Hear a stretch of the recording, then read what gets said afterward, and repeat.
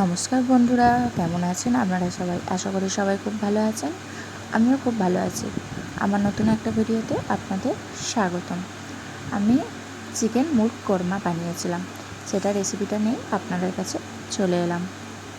দেখুন, প্রথমে কড়াই বসিয়ে দিলাম, তার মধ্যে অল্প ঘি আর অল্প সাদা তেল দিয়ে তারপরে দিলাম পেঁয়াজগুলো লাল লাল করে ভেজে নেব। ভেজে নেওয়ার পরে দেখুন কাজু বাদাম সেগুলোকে দিয়ে দিলাম।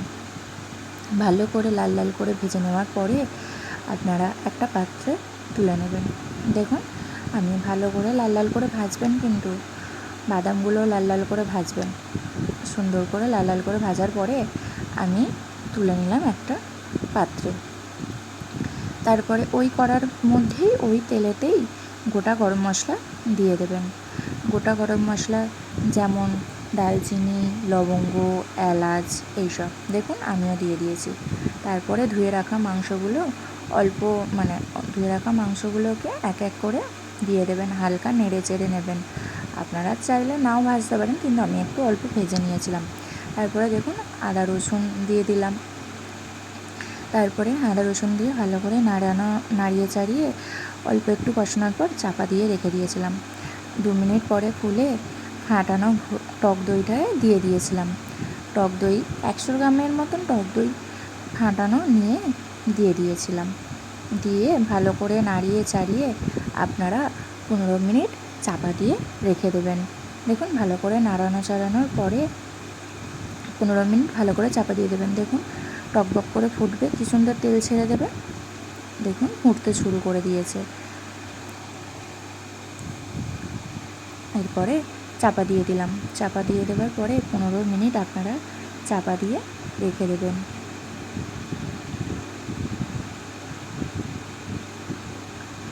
দেখুন 15 মিনিট পরে খোলার পরে ভালো করে দেখে নেবেন সেদ্ধ হয়েছে কি না। জল দেবেন না, কিন্তু অল্প একটুখানি জল দেবেন। ওই দইয়েতে আর ওই মাংসের জলেতেই সেদ্ধ হবে। দেখুন তারপরে যেগুলো ভেজে রেখেছিলাম পেঁয়াজে আর কাজু বাদাম, সেগুলো আমি দিয়ে ভালো করে মিক্সারে বেটে নিয়েছি। তারপরে দেখুন 15 মিনিট হয়ে যাওয়ার পরে ঢাকনাটা খুলে যেই পেঁয়াজ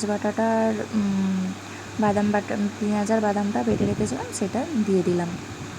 দিয়ে দেওয়ার পরে ভালো করে চাড়ানোর পরে আধা ঘন্টা আপনারা ওটাকে ভালোভাবে চাপা দিয়ে লো ফ্লেমে আস্তে আস্তে রান্না করে নেবেন। তারপরেই হয়ে যাবে আপনাদের চিকেন মুরগ কোরমা। দেখুন আমি ঝাল হওয়ার জন্য 2 কাঁচা লঙ্কাও দিয়েছিলাম। কাঁচা লঙ্কা যার যেরকম পছন্দ সেরকম দেবেন। তারপরে আমি অল্প একটু গরম মশলা দিয়ে দিয়েছিলাম, যাতে টেস্টটা আরও ভালো হয়। স্বাদ মতন নুনও দেবেন, কিন্তু আমি নুনও দিয়েছিলাম অল্প স্বাদ মতন। এতে হলুদ, লঙ্কার গুঁড়ো কিছুই লাগে না। তো দেখুন কী সুন্দর কালারটা এসছে। তারপরে দেখুন আমি অল্প গোলমরিচের গুঁড়ো দিয়ে দিয়েছিলাম।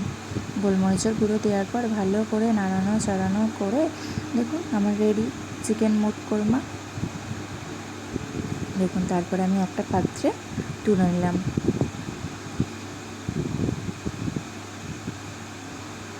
কি সুন্দর কালারটা এসছে না?